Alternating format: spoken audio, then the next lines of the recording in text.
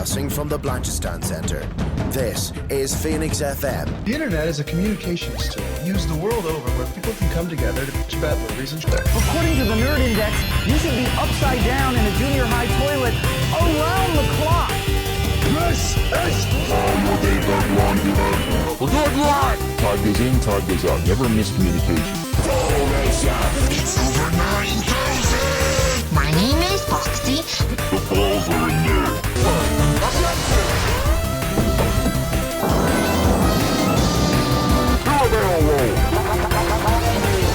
Don't face me, bro!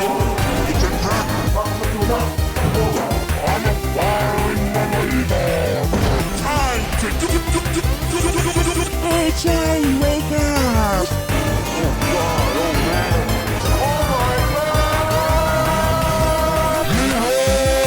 Hello and welcome to this week's edition of the Nerd to Know Basis Show, airing on Phoenix 92.5 FM and all those other wonderful places on the internet such as YouTube, Spotify, SoundCloud, and of course our own website. And we hope that we all made your Spotify Wrapped this year. I am Cian. With me this week is Kev. How you doing? I'm doing well. It's a holly jolly time, and I'm pretty sure I said that last week, but it still is. It'll be going out on December 6th. It's a wee bit early. Actually, with this, I think it's something we talked about. We're recording this before the toy show. And when you're listening to this, it will be after the toy show. And Cian, I have one question for you. Sure. How many Labubus do you think are appearing in this toy show? I didn't even think of that. I'll be honest. I mean, are they not a bit unarty friendly? Are they not like a bit freaky? Oh no, they're definitely freaky, but I think that's to a degree what they kind of lean into. I'm putting my money on at least 3. I'll be honest. I work in school environments, so like I'm so desaturized to them. I don't really see them anymore. I'd completely forgotten about them, even though I saw several of them today. You're gonna be watching the toy show, and it's just gonna be there's just gonna be like a glaze anytime they appear. Like if you hadn't pointed them out, I wouldn't even have noticed them, even if there was like a big like Willy Wonka style dance number with all of them there or something like that, singing Oompa Loompa. Oh my god. Like a mascot, like a Labubu mascot costume doing like a big dance. I'd call it. I'd say that's happening. I'm putting on the bingo sheet. I mean, it'd be great. I would hate it. I wouldn't go so far as great. Yeah. We were talking about this. Yeah, we were talking about this off the air, and we'll cover the Late Late Show toy show properly next week. But like between the Labubus and 6-7, like this is the first year I felt properly old, where I felt like culture has left me behind. Yeah, but again, especially with how much of our like formative years have been recorded on the internet. You need only have a look at like a 2010s cringe compilation to know that time is a flat circle and we've always been like this. Oh yeah, no judgment. And hey, look, I love K-pop Demon Hunter more than most people my age. Like, you know, I'm not going to shame people for what they enjoy. Like I said off the air there, we had You Lost the Game. You've lost the game, by the way. We had the Circle game. There was Momo there for a hot second. I'm not going to begrudge Badger Mushroom, another one. I'm not going to begrudge anyone for enjoying it. I'm just saying I don't understand it for the first time. I am Grandpa Simpson not being with it because they changed what it was and now everything's weird and scary. And soon it will be for you. But my Spotify Wrapped age is 29, so, you know, I'll take that. I don't know if you noticed this, but other social media platforms have started doing Wrapped, and YouTube informed me that I watch twice as much YouTube as the regular person, and I don't think that's as comforting as they imagined it coming off as. I think that's a cry for help, if anything. Oh, I gotta know. Okay, we'll talk about proper TV in a sec. Like, what were like your top 5? Did it give you like a best genres you watch or something like? It did. It was mostly like kind of video game journalism and gameplay things. My number 1 channel is a very obscure gaming channel called Rage Select.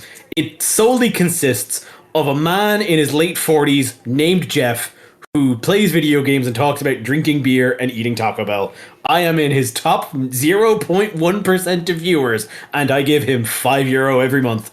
I have a perfectly normal parasocial relationship with Jeff from Texas. Yes, I know, because I also am subscribed and follow them, and I think just based on the view count, you and me make up a sizable amount of the audience. So if you're listening, keep up the good work. Hey, Jeff, I hope you enjoy that $5 I give you. You enjoy that Taco Bell, my man. Kindred spirits, I would call ourselves. Oh, absolutely. Their Mass Effect 4 playthrough is one of my good mood foods. That's their Patreon playthrough right now is going through the new game Dispatch, and it's I've heard that's good. Yeah.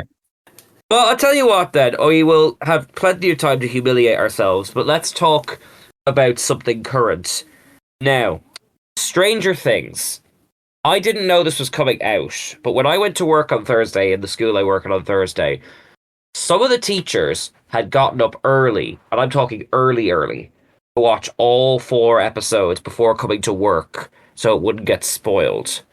And that was an indication to me that Stranger Things is still big. Before we get into even talking about the episodes, like, kind of, what's your take on, like, Stranger Things? You know, I'm really surprised about that, because I know, obviously, like, I think it's probably the last, like, to me it seems like the last vestige of, like, monoculture that we've kind of had. The last kind of water cooler type thing. Yeah, because, like, it started in the time when Netflix kind of was still its own entity before every other, like, media company decided to get in on the streaming platform. And so it kind of was like when Netflix was big enough that it was kind of general knowledge, it kind of was the flagship show. So, like, I always kind of took it being that, like, its popularity stemmed from that, and from there, a lot of the popularity seemed like mostly a marketing push. So hearing that, like, it has that sort of, like, fervid fan demand is actually genuinely surprising for me.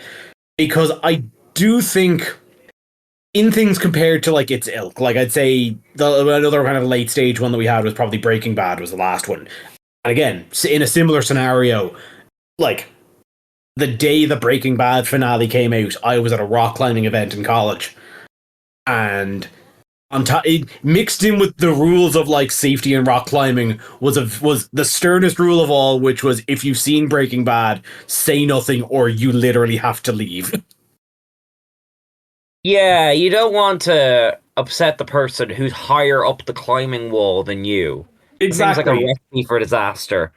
But, like, so in comparison to that, I'm surprised to find that, like, Stranger Things is still holding that, like, that amount of fervent devotion from people, because I think it's also been, like, a show of pretty varying quality. I would agree and disagree. I mean, for one thing, you were at Comic-Con with us the year of Stranger Things 4, when there was just a flock of Eddies everywhere. You couldn't move for the Hellfire Club t-shirts. Do you remember that? Oh yeah, and that's definitely, like, I'd say that's one of the peaks. Like, that's where I'm at with Stranger Things, is that first season was very, very good. Like, you know, exceptional, like, cast of child actors, and definitely playing on, like, the nostalgia base of just kind of being like a Stephen King E.T. homage, but doing it very, very well. And again, like, it definitely, like, it contributed to, like, the rise of D&D culture and, like, the you know, major kind of pop culture push for, like, 80s nostalgia that we've kind of been dealing with the past decade, for better or for worse. But yeah, so, like, where it had a really, really strong first season, I think its latter 2 seasons after 2 and 3 were definitely far rockier, with 4 being a significant pickup. So I agree with that. Sorry, I didn't mean to interrupt you. No, so, like, that's so, yeah, no, on that, yeah, of course, like, when we went to Comic-Con, like, you know, there was a whole load of Eddies. That was kind of, it had a resurgence. I think I'm just surprised that its resurgence seems to still be as big as that, like, initial season. I didn't see the entirety of seasons 3 and 4. I sort of like background watched it with my wife, like, you know. But something, because like we're gonna get into the season 5 now in a sec. Something that's impressed me in hindsight is I think every season has managed to introduce some new and memorable characters that people have really taken a hold of, like each and every time. It doesn't feel. I think season 2 is like the closest to just kind of like repeating the hits. And I personally liked the sort of like awkward romantic teenagers at the mall thing in season 3, but I could see why people didn't. But like, I mean, if you're now, I'm gonna have to get help with the names. But if you think about it, like the redhead character, she only joined in season 2. Like you were saying her name there just before we started recording. Oh yeah, like that's another part of kind of like the progression of this is obviously this is a 5-season show that has taken the better part of 10 years to actually produce. And yes. Where I mentioned earlier, one of the core things of it. That's her name. Sorry. With Max, yeah. Where I mentioned like one of the core like selling points of the show was a really, really strong cast of like child actors. Those child actors are fully in their mid-20s now. True, but like, you know, like just to finish up the point I was saying there, like Max came in season 2 and you kind of believed she'd always been there. Like, oh yeah, sorry, that's kind of I was wording my way towards that of like, you know, where now that they're adults, they're a cast of I would say varying qualities of actors. Whereas like Sadie Sink is probably the best actor of them all, having only come in the latter seasons. No, but all I was going to say is that just like because there's a bit of jigsawing around kind of who's who when we kind of get back into this, we actually skipped the recap. And something I really appreciate about this is that like each season has introduced a knockout character that has stayed in people's memories. So Maya Hawke's character got introduced in season 3, and even though he didn't make it, Eddie was introduced in season 4. They haven't done that for this season yet. But I think the fact that they've done that successfully, as well as like made each season kind of feel like its own thing, while also building on the previous ones, is a tantamount to like how much effort and care is being put in. I mean, like we did, like say, covered The Boys season 4, and that very much felt like kind of spinning its wheels till we get to the finale series. I don't think Stranger Things has ever done that with one of their seasons. Every season has felt like an event. I would push back on that and saying that I do think season 3, especially seeing where season 4 and 5 kind of have went and are going, season 3 definitely to me feels like spinning wheels. Okay, I can see that. I think the Russian stuff is ultimately inconsequential. But I do think that like it's, I don't know, I still enjoyed the vibe of it, I would say. Fair. But the other thing I would actually say is you're saying about standout characters. We'll get more into it when we kind of talk about like the season as a whole and what's happening. But I do actually think there is a breakout new character in this season. Okay. That kind of harkens back to that first season in Mike and Nancy's little sister Holly. Yes. Okay, that's a fair point. Yeah. But so I think we'll use that as a jumping off point though, because this. Obviously, this is the final. Like they've had announced this from the outset that this is going to be the final season of the show. So, considering, and I think we're going to kind of delve into a light spoilers. Now, also worth remembering that we're discussing the first half, as this is the only like lump that has been dropped now. The remaining episodes I think are launching between Christmas Day and New Year's Day. I think the 3 are coming out on Stephen's Day, and then one's coming out on New Year's Day. I've looked it up a few times. I think that's the plan. With a cinema release last episode as well. I think I did see that. Yeah, the final episode's got like a 2-hour feature film. Look, they slept on K-pop Demon Hunters. They're not going to do that again. No.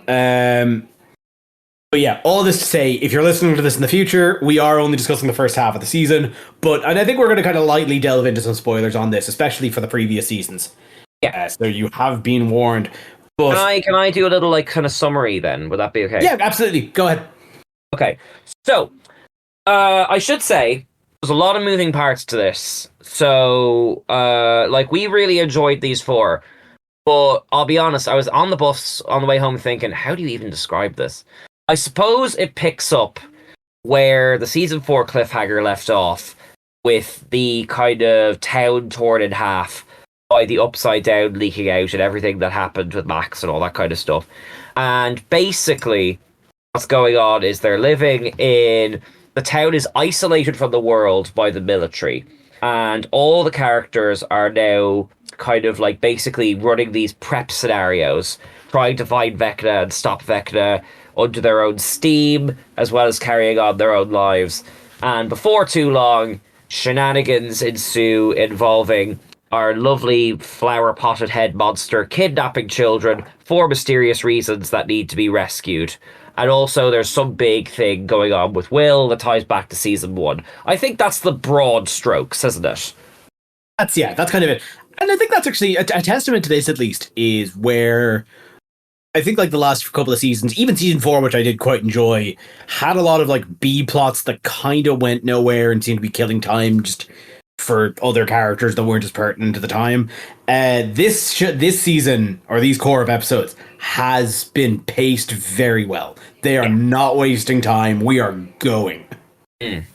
Yes, and sorry to cut across you there, but no, just everybody's very active. Like, Hoppa's going into the Upside Down. They're trying to find these things. That's, you mentioned the Demogorgon is kidnapping children. So then how we have to react to that. Like there is action, and it doesn't feel like anybody's just waiting in the wings for like a reaction to happen. And I think that's kind of where we have to be with something like a climax. Well, I think you actually kind of took my point I was going to say there, which is that my memory of the Stranger Things seasons before, was that the kid characters kind of tried to carry on their lives, and then before too long, an upside down thing found them. And what I really like about this season, straight from the first episode, is that, like you said, they are active, they are planning, they are working together, they are trying to preemptively stop this thing and save the world before things get worse. There's none of this sort of like, we're gonna spend an episode kicking around the place, getting caught up on our characters. It does a good job of getting you caught up if, like me, you've kind of forgotten a lot of Stranger Things. But it's very immediate. It jumps pretty much straight in. If anything, Vecna's kind of on the back foot, because the first episode is all about them and their plans. And like, I particularly like they're basically running like search missions in the Upside Down by way of using our world map. So they're like running in 2 places at once using radios to communicate. It's a really clever idea, and I'm surprised that something like it hasn't been done sooner in the show. Yeah, no, like it's a lot of fun on that. And then obviously like all of this is kind of under the covert nose of like the military, who obviously have never been trustworthy in this show, but now more than ever just feel like an ominous looming presence who have yet to be proven to be actually like benevolent in any form. Not helped by the fact that like their leader is Linda Hamilton, who shows zero empathy to anything. I must say I was kind of like nervous about Linda Hamilton being involved, because like, I mean, don't get me wrong, like brilliant actor obviously, but like when people get cast in these things because of nostalgia, you run the risk that they're kind of not going to get a performance out of the actors because they're casting them for who they are, not who they're playing. And like, I'm really, really impressed with like, I mean, I shouldn't be surprised that Sarah Connor is tough as nails, but I am. It's a really, really good, sinister, no nonsense performance that kind of like heightens the danger whenever she pops up on screen, you know? It doesn't feel like she's just playing Sarah Connor, which is that's the a trap better way we of putting so it. Yeah. Easily could have fallen into, given the 80s nostalgia of the show. Like it feels like she's playing this like hardened military veteran as opposed to like a survivalist. Yes, absolutely. And I like how, now, time will tell. It could pull a Game of Thrones in the last episode. But like, I really like how balanced this is. It doesn't feel like it's the 11 show. It kind of feels like everyone is getting their fair share of story. There doesn't feel like there's any wheel spinning. They're kind of putting the characters in interesting combinations. And I was thinking that actually. That's you caught something I noticed is like interesting dynamics that we hadn't really seen before. I think the one that really kind of like shone for me was pairing Mike and Nancy just as kind of snotty like siblings. Yes. That we just kind of rarely got over the rest of the seasons, but them working together, just like I think they used to be fairly antagonistic to each other, but now actually like having to come together in this, like you actually kind of believe that they're a younger brother or sister. Oh, absolutely. And yeah, because usually like Nancy is paired with Will's brother, isn't it? Like, you know, because obviously like him or like Steve or yeah. With kind of the older gang, kind of into the young adults. Yes. Yeah. So yeah, I like the kind of the way they've delineated the characters across this. It doesn't feel like anyone's acting like inconsistently or anything like that, and it does feel like everyone is either on sort of an emotional journey or like is contributing something valuable to the story. It's very, you can tell that they know the characters very well, like, you know. Yeah. The one thing though, and I kind of alluded to it earlier, it is really like just because of the nature of like the production timeline of the show, it's really straining believability with some of these guys as like teenagers though. Like especially with the core cast like that were, you know, kind of 11, 12-year old when they were casting it. Some of them they're managing better than others. I think Will and Mike are kind of like the way they're shot, the way they're dressed, the way they're made up is like it's believable that they could be somewhere around 17. Lucas is a 25-year-old man, and there is no mistaking that. Yeah, I like the way they kind of leaned into it when he came to Dustin's rescue, but yeah, there's no getting around that. I mean, you mentioned like Nancy and Mikey together. Mm-hmm. Like Nancy looks pretty much the same as season 1, and like no shame on aging, obviously, but Mikey's a completely different person now. Like, yeah, no, like it's one of those things that like as the show went on, now that they're kind of because they start off with a fairly kind of like school setting, and they're, you know, trying to establish a real life scenario. Seeing these people in school, like it's like those kind. It's almost reminiscent of 80s high school dramas in that they are teenagers played by 30-year-olds. I don't think that ever went away.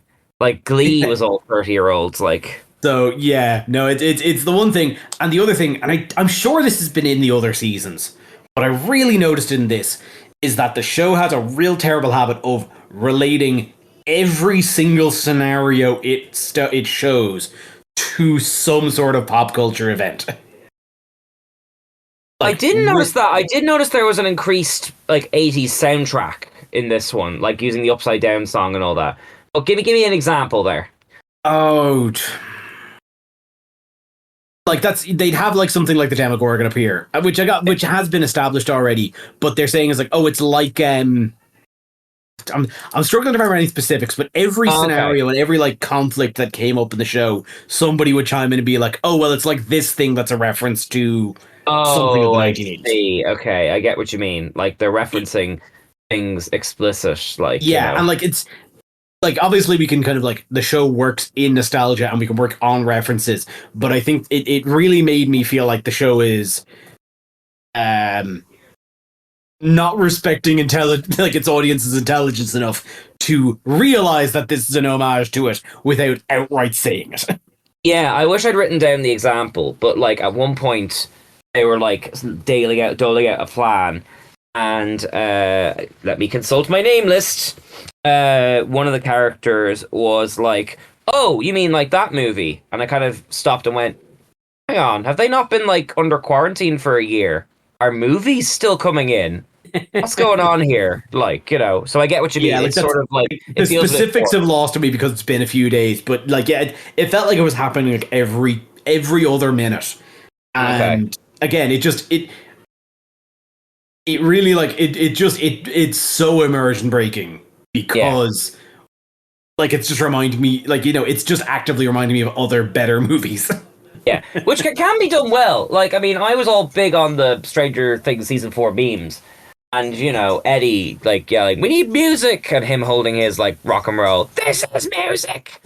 That is a good in-character way to get a reference. Same with the Kate Bush, like, you know, but it has to flow organically from the characters. It can't be like forced into the dialogue, like. Yeah, no, and this definitely felt forced. But as I said, I was mentioning it earlier. For me, the like one of the biggest highlights has been the introduction of Mike and Nancy's little sister and Holly, who, again, for spoiler warning, gets kidnapped in a much nicer way than Will did in the first season. Vecna really decided, how about I not torture the kids for a little bit? Like, yeah, well, you know, 4 seasons in, this lifting kids in the air and breaking their wrists approach is not winning them over. Let's try the Alice in Wonderland method. And even then, he still had to send a monster to get them. Yeah, so yeah, just very funny. But no, that's again, it's harkening back. It's reminding me of that first season where again we have another extremely talented child actor in Holly, who kind of has a very like Nancy Drew energy to her, in that, like, you know, infinitely curious, very like and very kind of inquisitive. But not like in a way that's grating. It's very natural for like somebody that age. Yes. So that's, you know, she's that's like, she is just a delight to watch as throughout. And yeah, again, interesting to kind of see where that like leads her then in the latter half of the season. Yeah, I also, in that vein, I want to give a shout out to the actor playing Lucas's sister. I don't know the show well enough to know if it's still the same actor, but I remember like, because in the first season she would have been like 4 or 5 or something, and like her just being like this wonderfully Angelica level evil character. And I think she truly flourished into her final form in this season by doing terrible things over for family. somebody and plunging a needle into their neck. It's like a Charmander going to its like final Charizard evolution or something. It was just great to see that little journey across the series for not a lead character, like, you know. Yeah, you know, you love to see the birth of a psychopath. Yeah. I mean, I know we've talked about this a lot, about a lot of things, but I kind of want to talk about a character who I think has been sort of promoted and a character who I think has been demoted, if you get me. Now, obviously, we're talking about half a season. There's probably stuff we haven't seen yet. But I was surprised and kind of impressed with how much Will was pushed to the front of this. I know I shouldn't be surprised, but I always kind of feel like, as a more casual viewer, the show hasn't really known what to do with him seasons 2 to 4 onwards. So I thought that was really good. I think what I get the impression of is that, you know, obviously he was the victim of the first season, and then they were kind of figuring that out.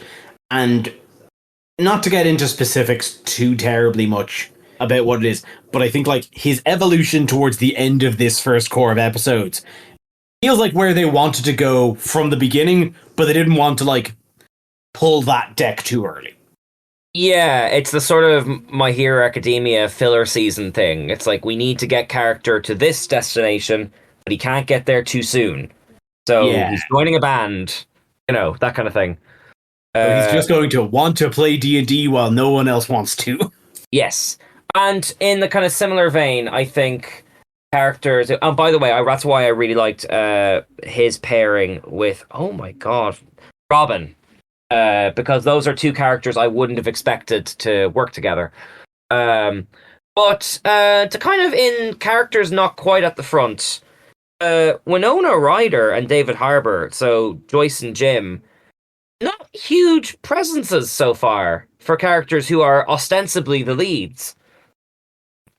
No, but also like that's, I mean, it feels like that they've kind of had their arc. Obviously, they're kind of developing Hopper as kind of a more of a father figure, and he's like single track determined mind to want to kill himself for the like for good. But like it feels like they kind of had their arc up and through season 3, and then had to kind of evolve that into a rescue mission through season 4, and they've just kind of been there since. Yeah. I'll be honest, it kind of, like, not that it's, like, just hanging on the romantic thing. it kind of reminds me of when I used to watch like Desperate Housewives, and they do these big elaborate arcs about keeping the two main characters apart who are in love, and then finally getting them together, and then they're together, and then because there's no conflict, they just lose interest in them, you know? Like, which is a shame because, like, I truly believe you can have a fictional couple be interesting and not in danger or fighting, but I think it takes effort, you know? Yeah, no, like it seems like they've kind of decided to sidestep that, have their relationship be very complacent, but then reintegrate the conflict with like their individual children. Yes. Which leads to like it's not a fatal flaw of the show because it gets over it very quickly. But the start of the season tends to regress to them not trusting the kids again, which by this stage is exhausting. What, with like 11 running her obstacle course and all that, like? Her running the obstacle course, they're like Joyce not trusting Will to like have a plan and then not listening to the kids, even though they've kind of saved the world 3 times. Maybe just listen to them and not pretend you know everything. As I said, the show gets over that pretty quickly. But I let out a sigh when it started happening throughout the first episode or 2. Yeah, I kind of felt similar in a different way to when Steve and Dustin and who's the former bully guy who's like now our best friend with the lovely hair. That's Steve. You're thinking of Will's brother, but I can't remember his name. And they kind of had their kind of 3-way arguments kind of gone. It's like, oh, come on, guys. We know you like each other. You don't need to put drama in. Like, you know, just let the characters be the characters. Like, you know. That's it. It's not throughout and it's fairly small, but it is like, we're better than this. Come on. Yeah, especially just because we're nearly out of time on Stranger Things. It's like, it's okay to let characters get along. You know, you don't need to force it, but that's a minor nitpick in the grand scheme of things. But no, I have really enjoyed this season. I suspect that because we did a flashback to, I'm not sure if it's the 50s or the 60s, but some sort of Vecna, like, Joyce Byers connection is on the horizon.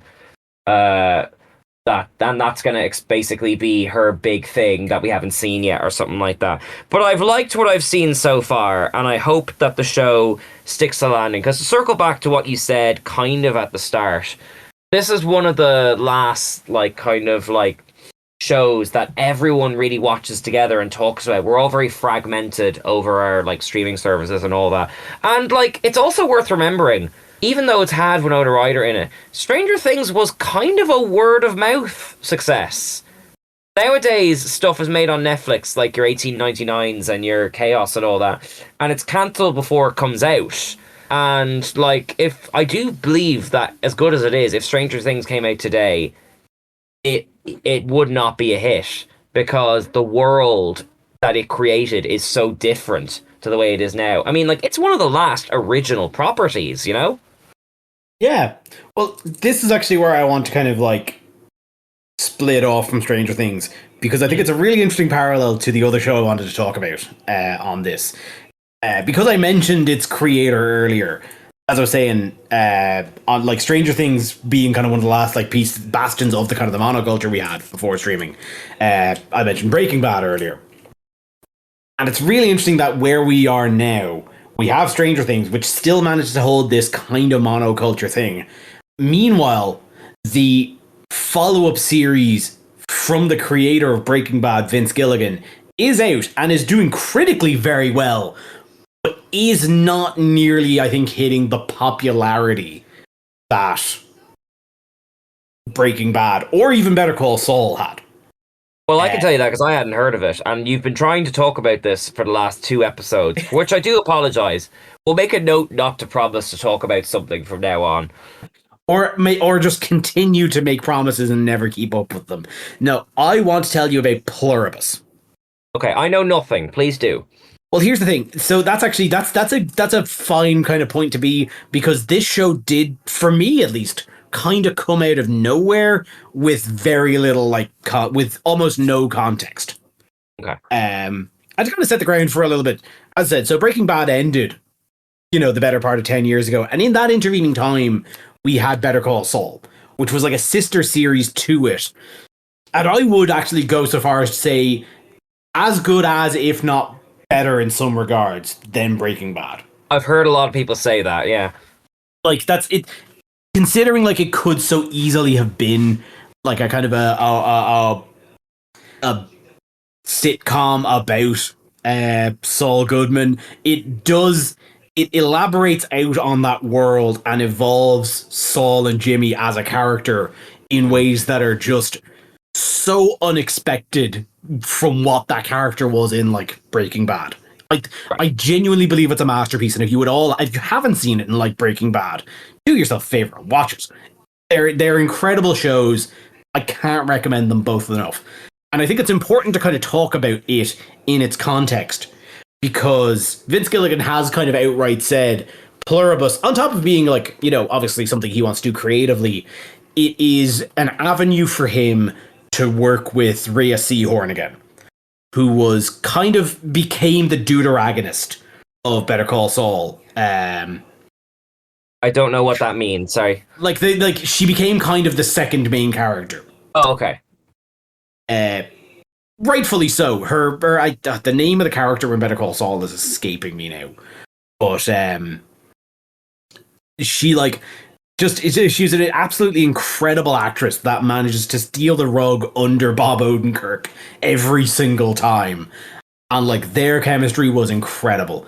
So finding out that Vince Gilligan's new program was going to be starring her in a main role, that was the only selling point I needed.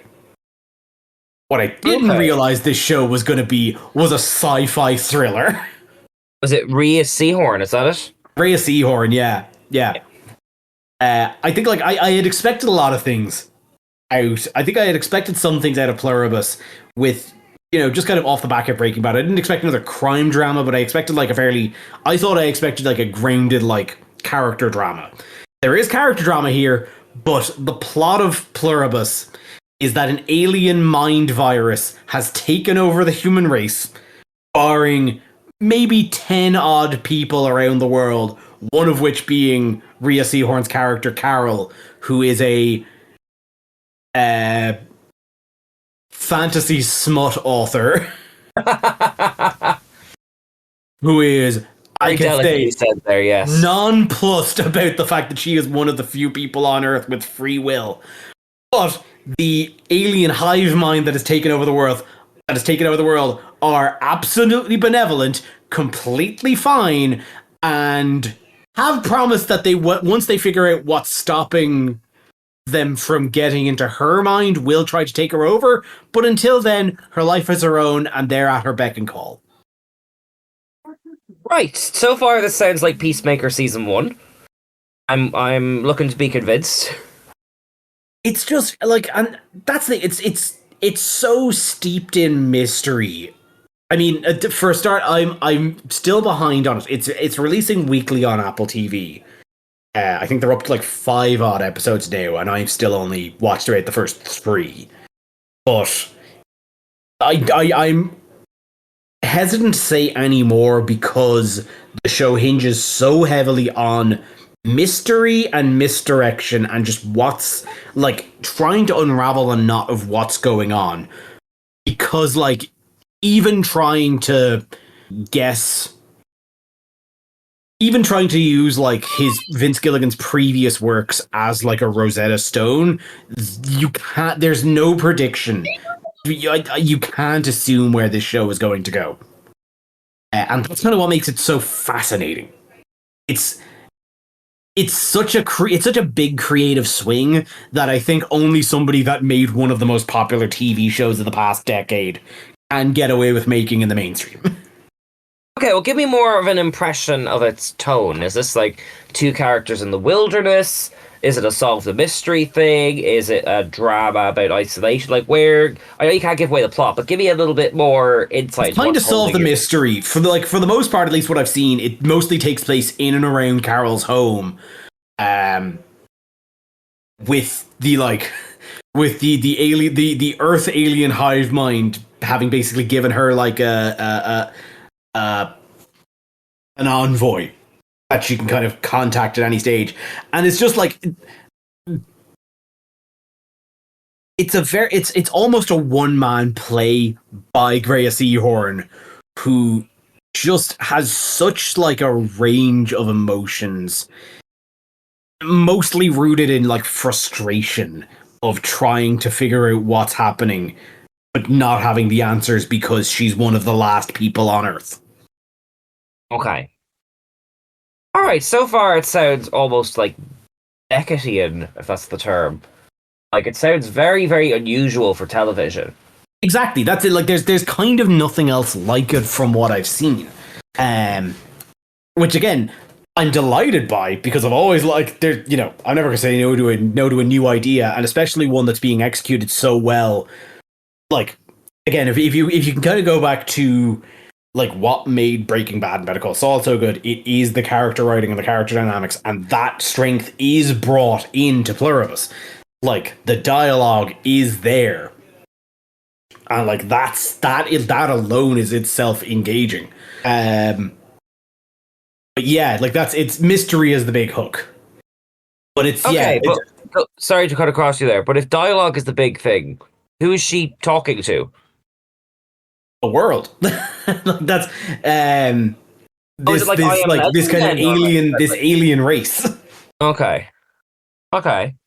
I mean, I don't quite understand it, but I am getting kind of like how kind of original it is.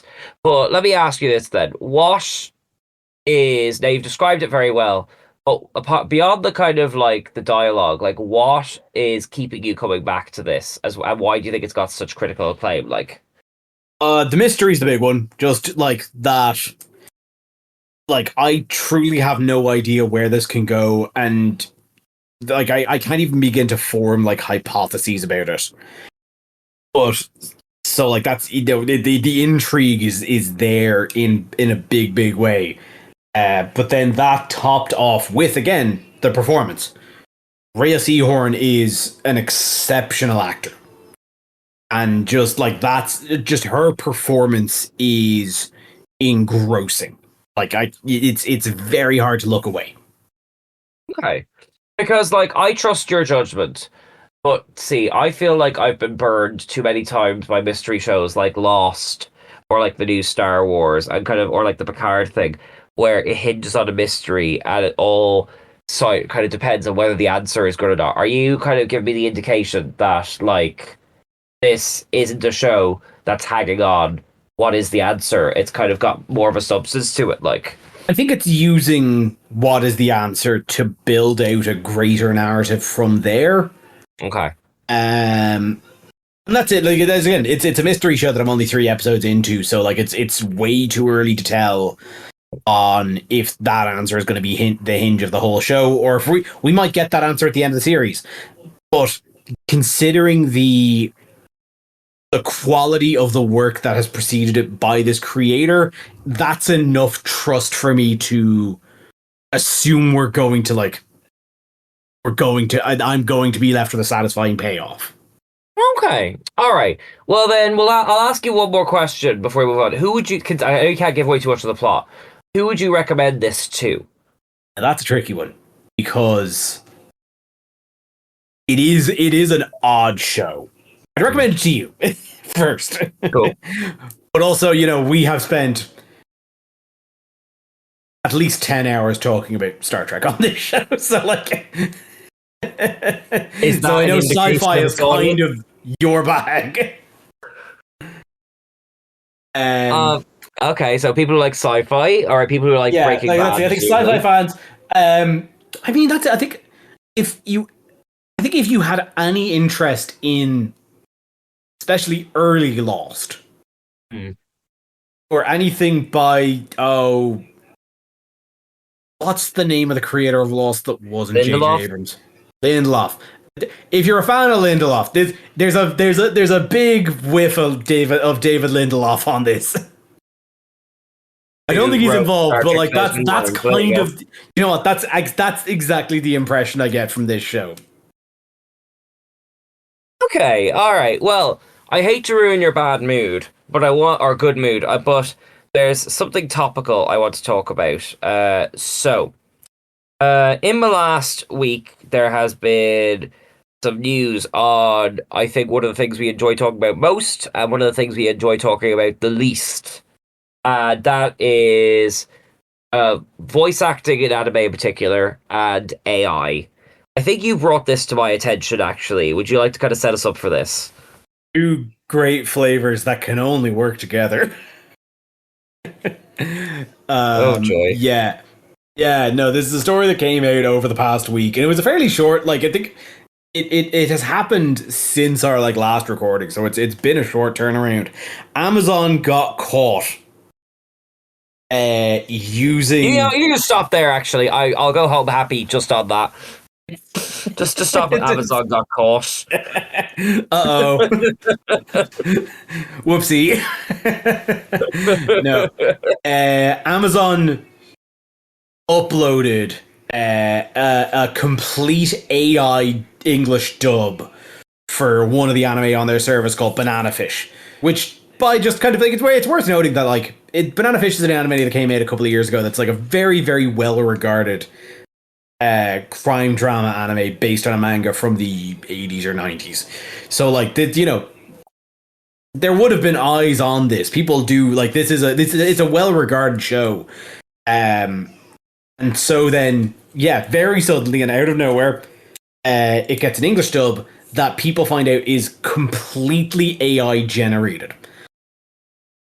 And obviously you can imagine that the quality is awful. Like that's I've caught clips of it, and it's just monotonous. I could hardly tell that any character was speaking distinctly from one another. There was no sense of tone. There was no sense of emotion. There was one clip going around of during a fight scene. There was no sense of like breath or like break. It's just recitation of lines in a dull monotone, and it's bad. It's bad from top to bottom. You know, you're getting a bad product from a bad machine that was made only so that they just didn't have to pay actors. Well, this is it, because I was talking to my wife, because I was explaining, like, we were having a big talk about AI, like, you know, and she just kept honestly asking, like, why do people use it? And I think, actually, we have now been talking, not just us on the podcast, but I think people in general have been talking about AI so long, we've kind of become a bit accustomed to it, even though I still find it repulsive. But I think it should be said and not just implied. Why did they do this? This is Amazon. They have all the money in the world. Why did they do this? Because when you have all the money in the world, you don't want to give any of it away. Like, that's... They're a megacorp that have a vested interest. They just didn't want to pay actors. The other thing, actually, because... I will cite this reference to Super Eye Patch Wolf, who on his side channel was talking about this. Because the big thing with AI right now is that it's a speculative market. So, like, any company that is claiming to be an AI company is skyrocketing in the stock markets. Like, they are companies that are proposing to be worth billions. It's basically NFTs. Kind of, sort of, maybe. In terms of being a speculative thing, people are gambling. It's all on, fake money. A tool, like, you know. Yes, it's all fake money. But this is more real money than fake money. The stock market's whack. Yeah. But all this to say is that, like, if a company can prove, even just kind of like to relative doubt, that it has an AI basis and it is using AI in some form, it can claim to be an AI company, which raises its stock prices and makes it more appealing to shareholders. So more money is going to come into it.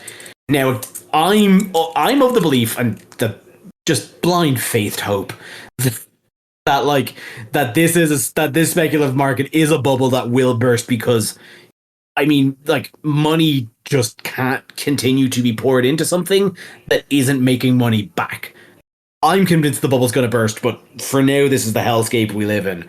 So, again, just to go back to what I was saying, Super Eye Wolf reckons that, like, has a theory that I would agree with, that they did this on top of just being a way to put out an English dub for for an anime that is popular on their service without actually having to pay any workers to do it.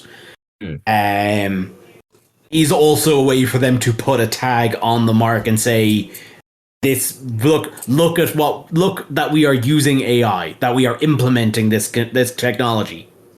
Well, not just that, but like if either they had gotten away with it or it had been positively received, it would have emboldened them to try it again. Yes, and I mean it's unclear on if they will try it again. It's Amazon. Odds are yes, but the other thing that's happened in the meantime is that there was backlash. They like this has been severely criticized, and they have since taken that dub down. Good. Okay. Yeah. Now, again, this is Amazon we're talking about. I don't think they really had a change of heart, and you don't their think heart they were grew 3 visited sizes by that day when AI the ghosts of their the past, heart didn't present, grow. future?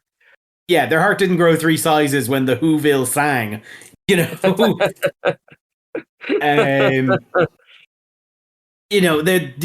have to keep an eye out. They're probably gonna try and pull this again somewhere. And this isn't even like an isolated incident, particularly in the anime community. Crunchyroll have been getting serious criticism in outsourcing their subtitling to a company that is proposing replacements of that technology with AI and has already seen a pretty severe degradation of the quality of Crunchyroll's subtitles across the board. I'd recommend checking out Mother's Basement's recent videos about that as well. So it's a technology that's here and people are trying to use it, but obviously consumers are pushing back. It's making things worse. Yes. But the only benefit is that now and again, but like if the product ends up being substantially bad, it is like it's not a worthwhile investment. I mean, like it's cheaper to make a table with 3 legs, but when it falls over, it's not a good table anymore. Yes. But so long as this quarter they save, 20% on 3-legged tables, shareholders are going to want to buy a business that's saving that much money. Yeah. This is all business and stock markets and stock prices. This is why it's just kind of fake money. And I don't like it. Yeah. Well, can I put a positive spin on it before we wrap this outing? If you can try. I may succeed. Like, we are not sponsored by MegaCon, but I consider myself a fan of the Dublin MegaCon. And just before we started recording, I noticed a rake of, like, anime English dub voice actors are going to be there in January, I believe, 17th and 18th, including 4 actors from one of my favorite new shows, Dan Dan, which are AJ Beckles, Abby Trott, Carrie Walgreen, Barbara Goodson, as well as like loads of actors like Lizzie Freeman from The Digital Circus, which every kid I know has watched, and I'm not sure if they should, but here they are. And loads of people from My Hero Academia and stuff. So you know what? If hearing this story has like left kind of a sour taste in your mouth, you could literally support the artists incredibly directly, face to face. So I would say that'd be a way, like, not that I'm saying you should like throw away your money, but if you like care about any of those shows, that's a good way to sort of curb the stream a little bit there. By Jove, he's done it. Like there's actors from JoJo's Bizarre Adventure. It's a good lineup, like, Yeah, and that's it. Like that's it. It is. That's kind of like at least from the Amazon situation. That's the takeaway. It's that you need to support artists.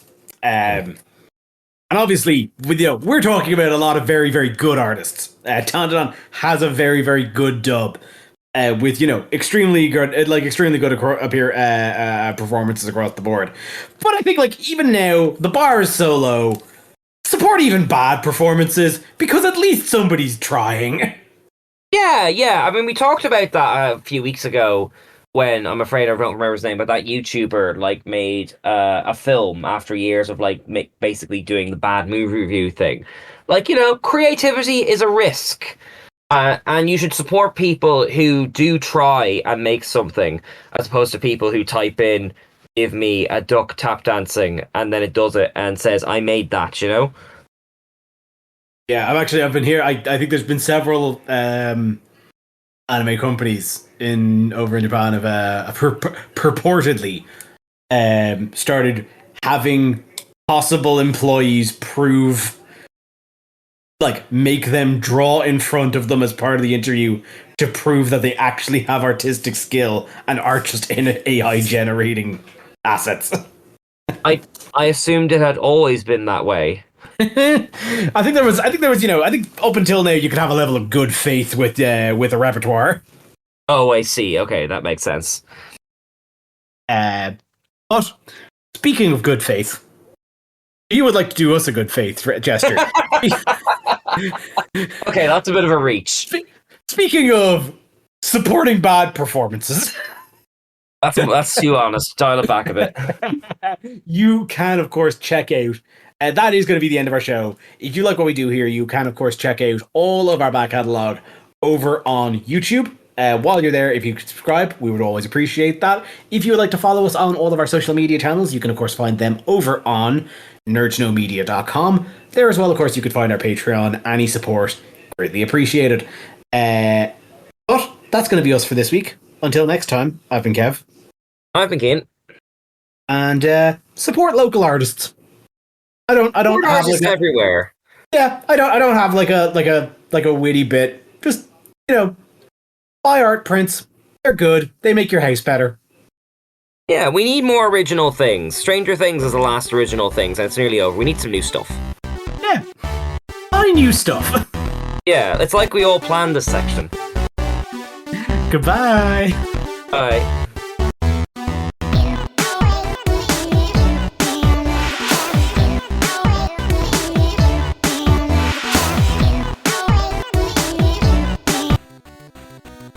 Thank you for listening to a Nerd to Know Media production.